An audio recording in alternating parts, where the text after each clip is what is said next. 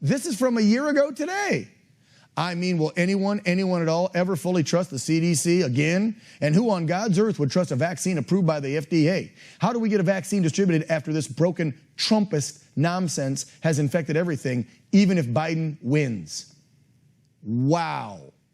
I want to bring on a friend who I know has a very strong opinion about what the left and the mainstream media are doing to Nicki Minaj or anyone that speaks out against the vax. He's the executive director, Unhyphenated America, and he's definitely unhyphenated, and sometimes, like me, I think he can get unhinged. But Christopher Harris, you always keep it together, nice, cool, calm, and collected. But when I called you last night and asked you to come on to talk about what they're doing to Nicki, you sounded pretty PO'd like me on what they're doing. And again, I don't agree all the time with some of her pictures and some of her lyrics and universal health care and abortion views, but that's okay. I don't have to agree with Nicki on everything, because on this one, this is apolitical. They're trying to stamp out freedom of speech. Nicki knows it. Most of the country knows it. But the media and the Biden administration want us to shut the hell up.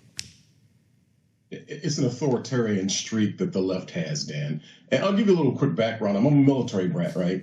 And I had really bad asthma as a kid. And one of the things about being a military brat and being in the military hospital system is that it's pretty much the only option you have. And one of the things that my mom did is she pissed off some of the doctors because she would actually ask them questions. And they were annoyed by the fact of, like, who is this uneducated woman having the nerve to ask them a question? They're like, if I tell you to do A, B, C, X, Y, Z, you should just do it. And my mom taught me a long time ago, never be afraid to question authority. Now, 9 times out of 10, we went ahead and did what the doctors recommended. And I had great overall medical care from those medical doctors, but there was an arrogant streak. There's a totalitarian streak that a lot of people tend to get when they're in that position, and they want you to just shut up and do what the heck they tell you to do. Thank God I was raised by parents who said, hey, be willing to question authority. And that's what's continued to this day, Dan. It's like, I've simply asked the question, listen, they put warning labels on plastic bags, though. I mean, think about this, Dan. You and I, we're not idiots, right? There's very few people who are on that level of idiot, but they feel the need to put a warning label on a plastic bag. And then let's look at all the commercials we see for different pharmaceuticals, right? I mean, if you got allergies, right? Take this allergy medication. It'll get rid of your allergies. Now, you might suffer, of course, they say in the real quick fine print, they sell it real fast. You might suffer like dizziness, drowsiness, suicidal thoughts, anal seepage, anal seepage, suicidal thoughts and all that, but you won't be sneezing, right?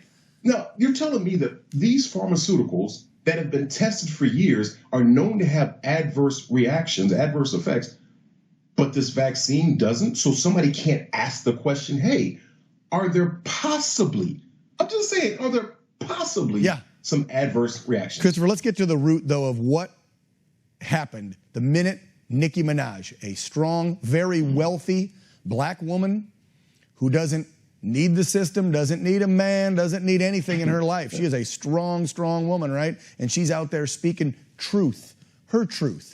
Which you have a truth, I have a truth. Might not be the same truth, that's okay.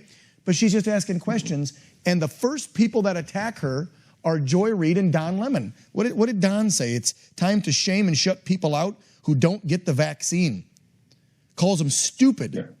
Calls out Nicki, just like you heard Joy Reid. Come on, girl, you got a big platform. How could you do that to our people? Maybe because, let's see, I don't know, the black community got experimented on not too long ago in this country with drugs.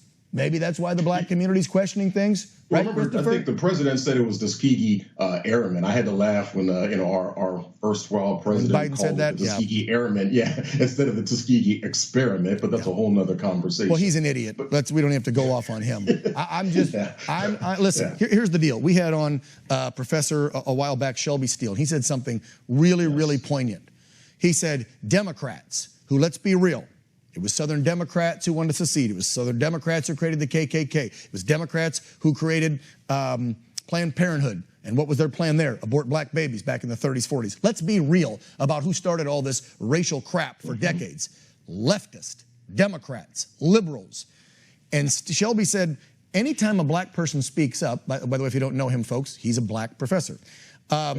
He said, that doesn't go with the narrative, and you have to stay on the voting plantation. because since the civil rights movement, the left has been great at keeping blacks and minorities on a voting plantation. And what I see this is, and I'm sure I'll take a little heat for it, but Nicki Minaj is not acting like what the Democrats want, which is a House Negro. That's what they want. Would you agree with that? And she's not fitting that narrative.